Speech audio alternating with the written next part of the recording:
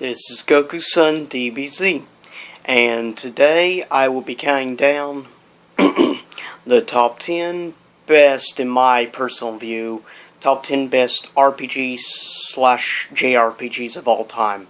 And unlike my past vlogs involving RPGs, those were top 10 based on sales statistics and neutral viewpoint, of course.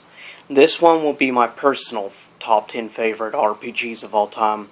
Of course, leave a comment, let me know what some of your favorites are. Coming in at number 10 is a game that was released on the PlayStation 3 and on the 360. It is called Enchanted Arms.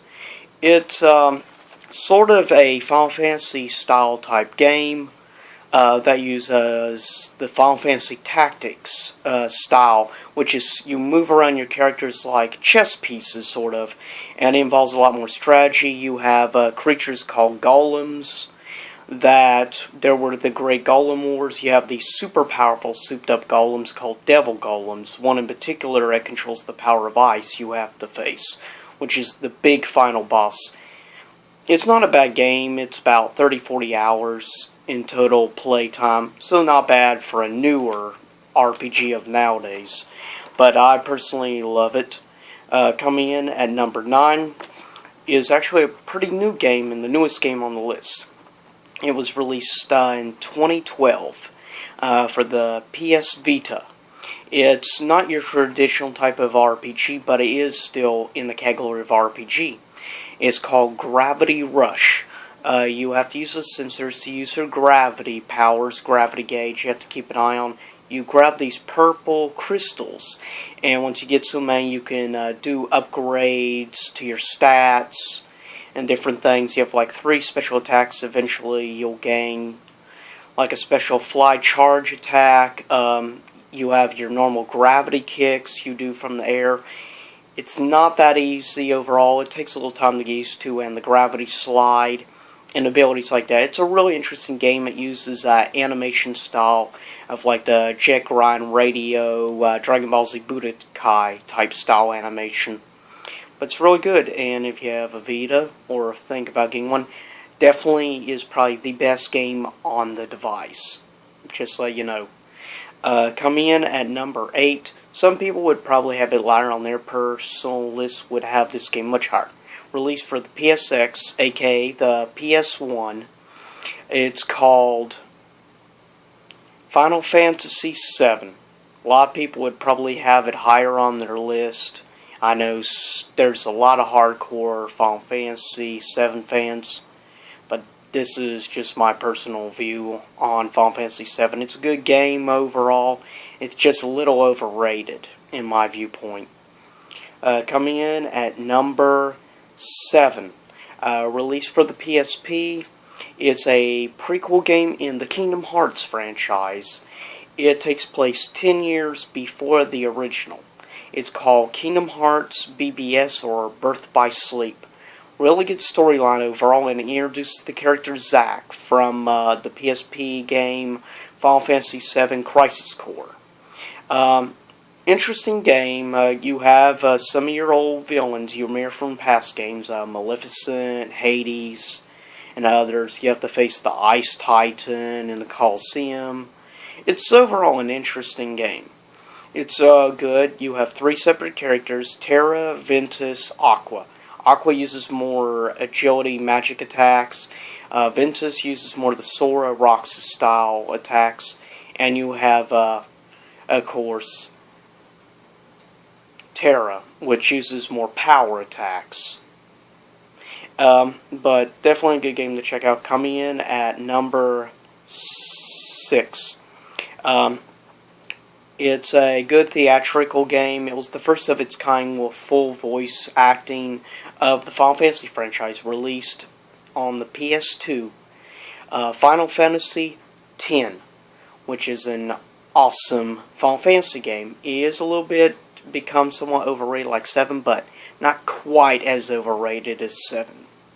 And I do like the characters like Titus, Waka, and others. The Blitzball is interesting but annoying game. I prefer, personally, the card game and things like that of the older Final Fantasies. Coming in at number 5, released on PC and original Xbox. Fable/Fable The Lost Chapters. It's an awesome game, the first of the Fable franchise. Definitely, it's one of the things that got me originally to get an Xbox. Not Halo, though I do like Halo. But Fable, definitely love the game. I've always enjoyed that game. It's got good replay value. Especially Lost Chapters, which has several extra side quest missions. Plus you gain 2 more special magic attacks that you don't get in the original version. Coming in at number 4. It's a game I just started replaying after several years of not playing it. First time in quite a long time I've played it. Final Fantasy IX, perhaps one of the most underrated Final Fantasies, one of the less selling Final Fantasies, which amazes me. It was made after, of course, 7 and 8, still released on the PS1 and PSX. It was released in 2000. Great soundtrack. I would say 8 and 9 have the best soundtracks of the entire franchise.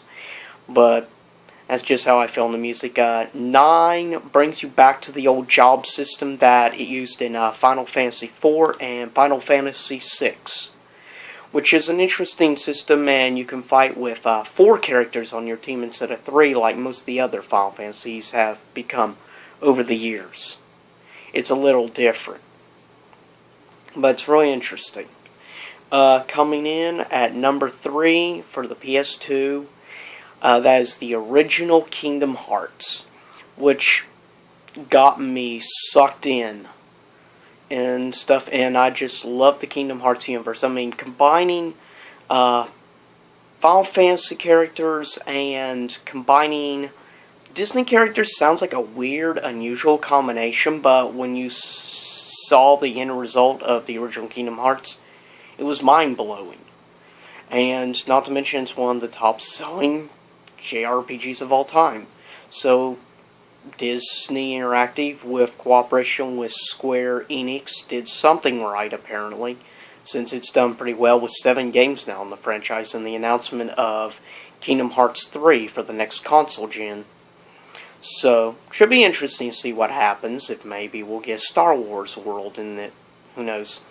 Coming in at number 2 is what happens if you have a fusion of Resident Evil and Final Fantasy.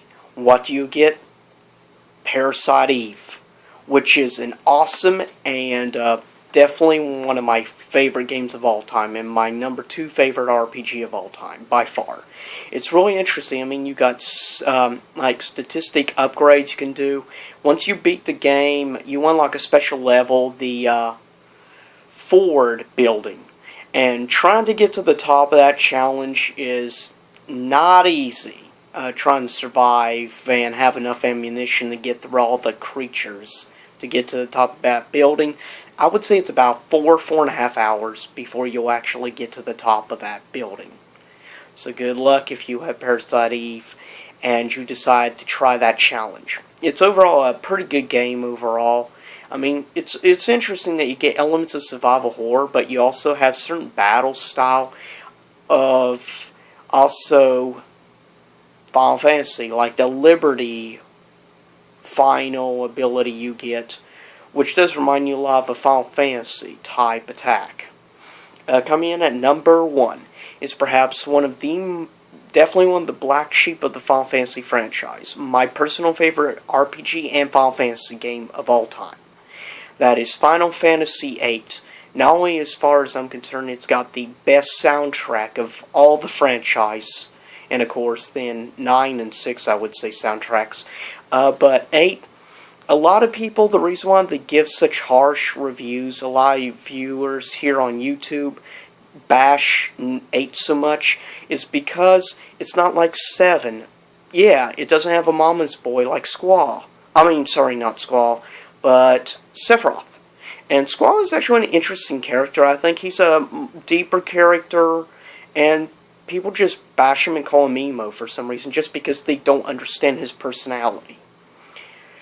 Which shows their close-mindedness. They're just compare everything, try to Final Fantasy VII. I don't know why so many Final Fantasy VII fans bash 8. I may never know, to be honest. But to me, 8 is the best of the franchise. The reason why I like is there's no MP in this battle system. You have the draw system, which I personally like better than the traditional MP system that most of your other Final Fantasies have used over the years. But, and I like the GFs, Guardian Forces, but you have some of them that are in multiple Final Fantasy games that are the same. But, as always, of course, leave me a comment, and let me know what your favorite RPGs, what your favorite Final Fantasies, or Square Enix games are of all time. Because obviously, Square Enix controls about 7 of my top 10 games. So obviously, I'm a big Square person. But a lot of my friends are too. They feel the same way about Square, that Square makes the best jrpgs. Sometimes they drop the ball, like the game which, as far as I'm concerned, does not exist, 10-2, and games like that. To me, it doesn't exist in the Final Fantasy reality. But that's just me. Have a good week, and see you next time. Peace out. Wish we would. And, yep, see you later, YouTube land.